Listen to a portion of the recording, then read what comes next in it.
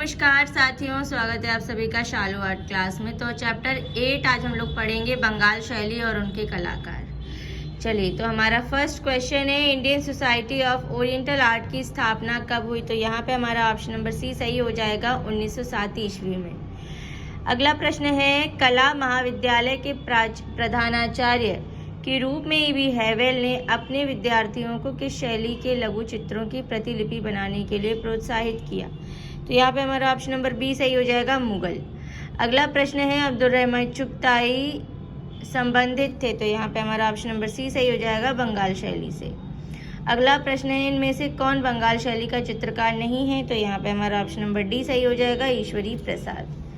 अगला प्रश्न है, बंगाल शैली के कलाकार इनमें से कौन नहीं है? तो यहाँ पे हमारा ऑप्शन नंबर सी सही हो जाएगा, रथिन मित्रा। अगला प्रश्न है, इनमें से कौन असंबद्ध है? तो यहाँ पे हमारा ऑप्शन नंबर बी सही हो जाएगा, मुकुल डे। अगला प्रश्न है, बीसी सान्याल थे? तो यहाँ पे हमारा ऑप्शन नंबर ए सही हो जाएगा, चित्रकार। चलिए, अवनींद्रनाथ ठाकुर या टैगोर, जिनका जन्म 1871 से 1951 में मृत्यु हुई। चलिए तो भारतीय कला के पुनर्जागरण के प्रमुख नेता एवं मार्गदर्शक चित्रकार हैं। यहाँ पे हमारा ऑप्शन नंबर डी सही हो जाएगा, अवनींद्रनाथ टैगोर।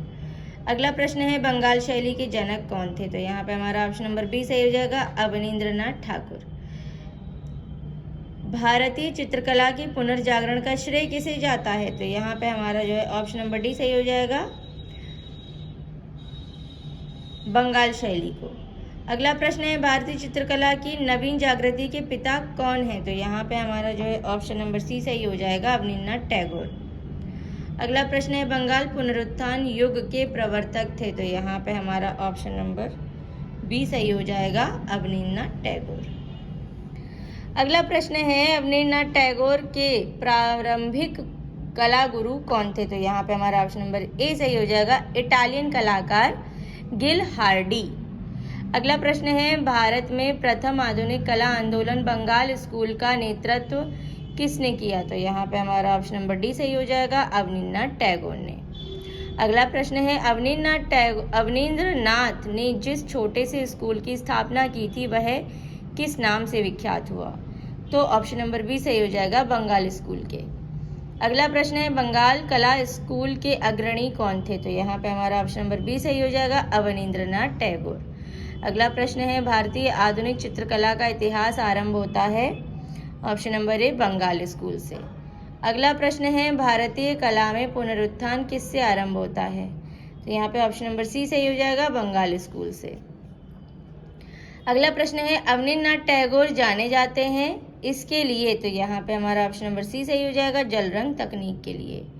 अगला प्रश्न है, अवनींद्रनाथ टैगोर ने किस माध्यम में अपने चित्र बनाए? तो यहाँ पे हमारा ऑप्शन नंबर सी सही हो जाएगा, जल रंग। अगला प्रश्न है, एन टैगोर की पुनर्जागरण काल में तकनीक दृष्टिकोण से भारतीय चित्रकला में क्या देन है? तो यहाँ पे हमारा ऑप्शन नंबर सी सही हो जाएगा, वास्तु चित्रण। अगला प्रश्न है, वास्तु चित्रों से संबंधित है? तो यहाँ पे हमारा ऑप्शन नंबर ए सही हो जाएगा, बद्रीनाथ आर्य। अगला प्रश्न है, वास्तु तकनीक की रेखाएं भारतीय कलाओं से प्रेरित हैं लेकिन तकनीक, यहाँ पे ऑप्शन नंबर डी सही हो जाएगा, चीनी और जापानी है। अगला प्रश्न है, प्रसिद्ध वॉश पेंटिंग शैली कहाँ से विकसित हुई थी? तो यहाँ पे हमारा ऑप्शन नंबर सी सही हो जाएगा, बंगाल स्कूल से। अगला प्रश्न है, बंगाल कला शैली किस तकनीक से जानी जाती है? ऑप्शन नंबर सी सही हो जाएगा, वॉश तकनीक से। चलिए, अब अगला प्रश्न है, बंगाल शैली के चित्रकारों ने किस तकनीक का प्रयोग किया? तो यहाँ पे हमारा ऑप्शन नंबर सी सही हो जाएगा, वॉश तकनीक का।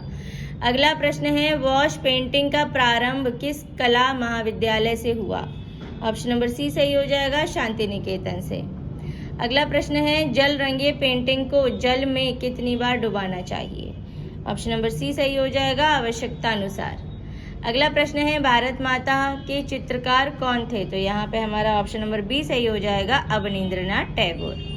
अगला प्रश्न है, औरंगजेब का बुढ़ापा किसकी प्रसिद्ध कृति है? ऑप्शन नंबर डी सही हो जाएगा, अवनींद्रनाथ टैगोर की। अगला प्रश्न है, अवनींद्रनाथ ठाकुर के शिष्यों में कौन नहीं है? ऑप्शन नंबर डी सही हो जाएगा, गोपाल घोष। अब नंदलाल बोस के बारे में पढ़ेंगे। इनका जन्म 1882, मृत्यु 1966 ईस्वी में हुई थी। नंदलाल बोस किसके शिष्य थे? तो यहाँ पे हमारा ऑप्शन नंबर बी सही हो जाएगा, अवनींद्रनाथ टैगोर के। नंदलाल बोस का जन्म कहाँ हुआ? तो यहाँ पे हमारा ऑप्शन नंबर ए सही हो जाएगा, बिहार में।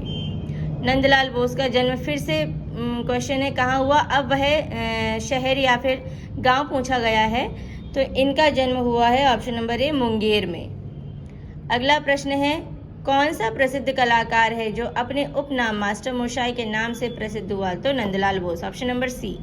अगला प्रश्न है, नंदलाल बोस का नाम किस संस्था से जुड़ा है? तो यहाँ पे हमारा जो है ऑप्शन नंबर डी सही हो जाएगा, शांति निकेतन से। ठीक है, चलिए अगला प्रश्न है, नियो बंगाल स्कूल की स्थापना किसने की? तो यहाँ पे हमारा ऑप्शन नंबर डी सही हो जाएगा, नंदलाल बोस ने। अगला प्रश्न है, बंगाल शैली किसकी देन थी? तो यहाँ पे हमारा ऑप्शन नंबर सी सही हो जाएगा, नंदलाल बोस की। अगला प्रश्न है, हरिपुरा में कांग्रेस के अधिवेशन के पंडाल को सजाने का कार्य किस कलाकार ने किया था? तो ऑप्शन नंबर बी सही हो जाएगा, नंदलाल बोस ने। अगला प्रश्न है, हरिपुरा विज्ञापन के लिए प्रसिद्ध कलाकार हैं? तो यहाँ पे हमारा ऑप्शन नंबर डी सही हो जाएगा, नंदलाल बोस। अगला प्रश्न है, चित्रकार जिसने दांडी मार्च का छापा चित्र निर्मित किया? ऑप्शन नंबर हमारा डी सही हो जाएगा, नंदलाल बोस ने। चलिए अगला प्रश्न है, वीणा वादिनी किसकी कृति है? तो यहाँ पे हमारा ऑप्शन नंबर सी सही हो जाएगा, नंदलाल बोस की। अगला प्रश्न है, इनमें से किसने मीराबाई भित्ति चित्र चित्रित किया था? तो यहाँ पे हमारा ऑप्शन नंबर बी सही हो जाएगा, नंदलाल बोस ने। नंदलाल बोस के प्रसिद्ध चित्र का नाम बताइए इनमें से, तो कौन सा हो जाएगा? ऑप्शन नंबर डी, पार्थ सारथी। अगला प्रश्न है, हरिपुरा कांग्रेस के पोस्टर किसने चित्रित किए? ऑप्शन नंबर ए सही हो जाएगा, नंदलाल बोस ने।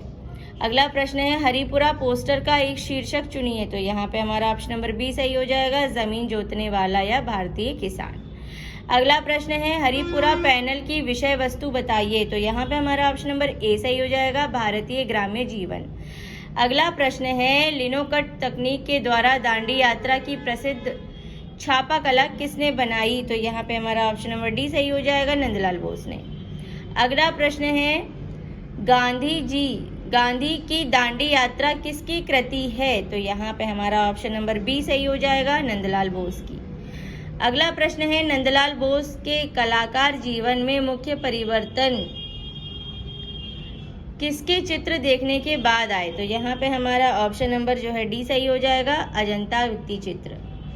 अगला प्रश्न है, संथाल स्त्रियों को किस कलाकार ने प्रमुख रूप से चित्रित किया? तो यहाँ पे हमारा ऑप्शन नंबर ए सही हो जाएगा, नंदलाल बोस ने। अगला प्रश्न है, रविन्द्रनाथ टैगोर रचित गीतांजलि के लिए चित्रण कार्य किया था किसने? ऑप्शन नंबर ए सही हो जाएगा, नंदलाल बोस ने। अगला प्रश्न है, शिल्प कथा व रूपावली पुस्तकों के रचयिता का नाम है? ऑप्शन नंबर बी सही हो जाएगा, नंदलाल बोस। अगला प्रश्न है, भारतीय संविधान का मूल ग्रंथ किसने सज्जित किया? Option number D, Nandlal Bose ने। अब असित कुमार हल्दर के बारे में पढ़ेंगे। तो असित कुमार हल्दर का जन्म 1890, मृत्यु 1964 में हुई। कला एवं शिल्प महाविद्यालय लखनऊ के पहले भारतीय प्रधानाचार्य थे? तो यहाँ पे हमारा ऑप्शन नंबर डी सही हो जाएगा, असित कुमार हल्दर।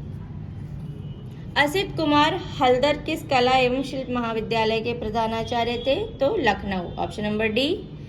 अगला प्रश्न है, असित कुमार हल्दर किस आर्ट कॉलेज के प्रिंसिपल थे? ऑप्शन नंबर सी सही हो जाएगा, लखनऊ।